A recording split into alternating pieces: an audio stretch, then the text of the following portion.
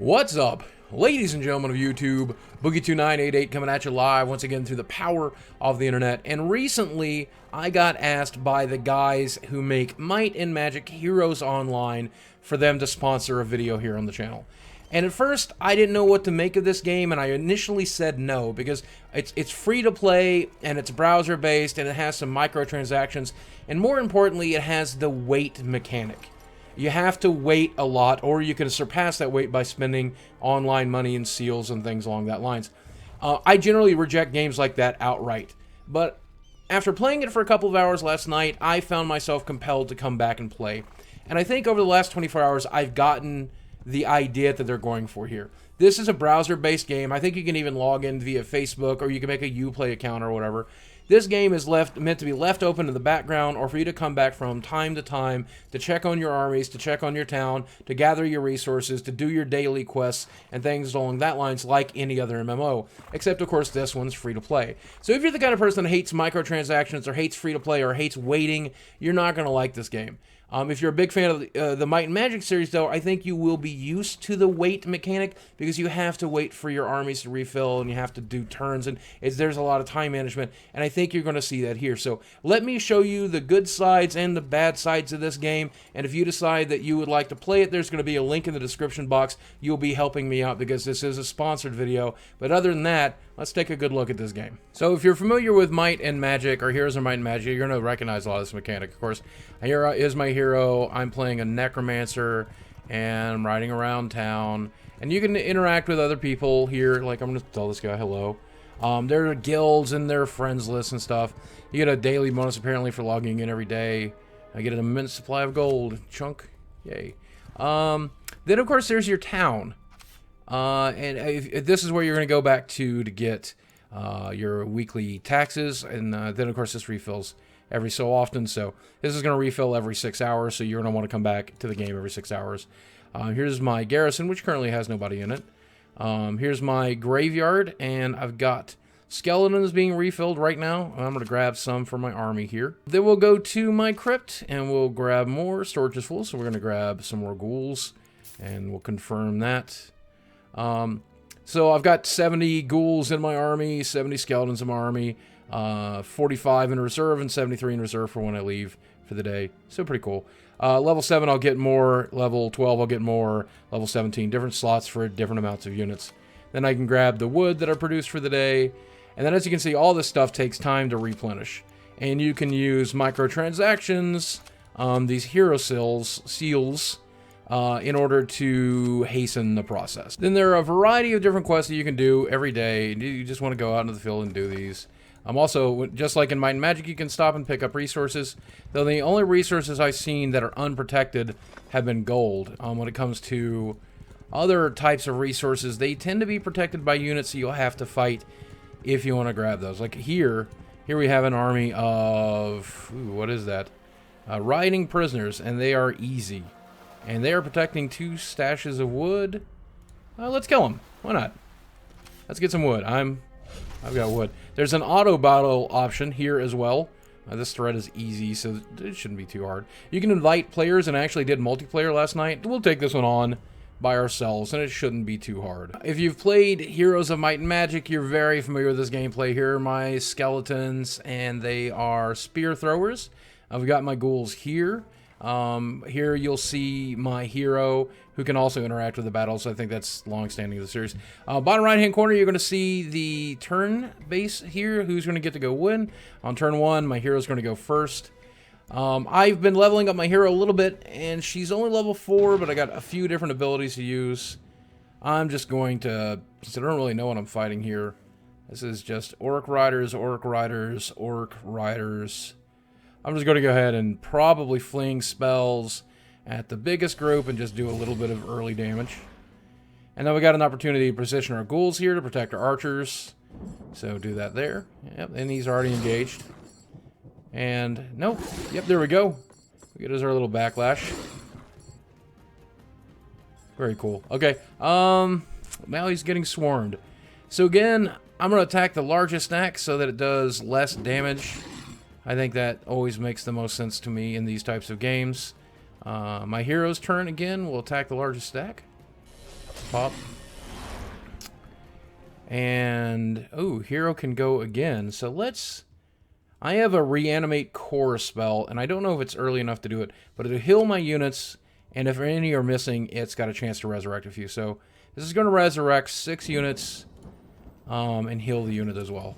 There we go. Very nice. So then my ghouls are tanking. My spear throwers are doing the job. Now, I've been flanked here, so we're going to start taking a lot more damage now that we're actually officially surrounded. Now, my ghouls do have the Tainted Touch, so they deliver a rot onto anything they attack. So, again, attacking the largest unit is probably the best decision there, because it's got lesser decay. It's going to slowly rot away. My archers are going to fire at just probably this one. It's a random. Doesn't really matter, I think, in this case, now that they're about all in even size stack. And I'll just spread out the love a little bit here. Now, it wouldn't matter if I were able to clear a stack to get rid of that flanking bonus, but with 3 of them, that's a lot harder to do. So I'll just keep firing away. Get ruined, you orcs. Isn't that a game? Isn't that a game, kill all orcs? Oh, I did not mean for you to move, but he did move. And that's okay. And that means... that means our archers are definitely going to be under attack here for a little while. I did not want to lose any of my archers. But I guess we will have to cope. So let's see here. We should... As your troops strike down more enemies, their forces begin to scatter. Do you accept their retreat, or I can continue the battle? Oh, that's nice. Now I don't even have to... I won't lose any more skeletons or ghouls. So yeah, we'll accept the battle. There we go. There's our first victory. Easy enough. Easy enough. Oh, Initiate's Orb of Devastation. Let's see what that does. That should be a new artifact of some sort. And the Initiate's Orb of Devastation... It's a support weapon. Gives you luck, magic, heroic support. It's an artifact value of 22. So we'll equip that, right? And now, free wood for the taking. Yes, yes. All right, so let's go do one of our quests and see whether or not that results in a big battle. Because I'd love to show you guys one of the big battles like the one I fought last night, in which I had to take on an entire town.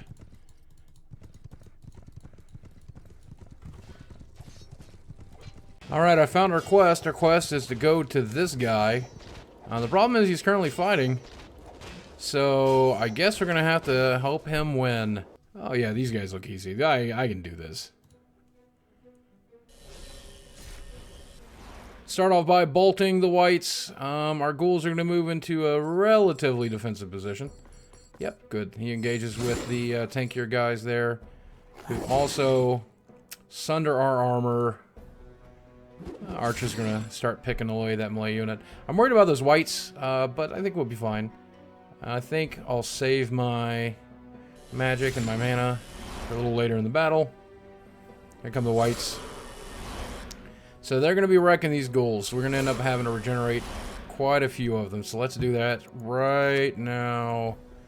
Get him back up and running. And, of course, backstabbed. Great. That's great. It gets a return attack, though. That's pretty good. Let's move you here. Be a little safer. You can attack them from a flanking position. We'll hit you with our archer. Hero's turn again. And again, I'm going to save mana here. Some of the abilities I picked I don't think turned out to be that great. None of them were particularly bad, but I think for the most part, just outright dealing damage while saving mana is the right way to go. So we're almost through these melee units, and we'll have to start dealing with these whites. As soon as I can, I want to use my reanimate, so we're gonna have to wait just a little while longer. There we go.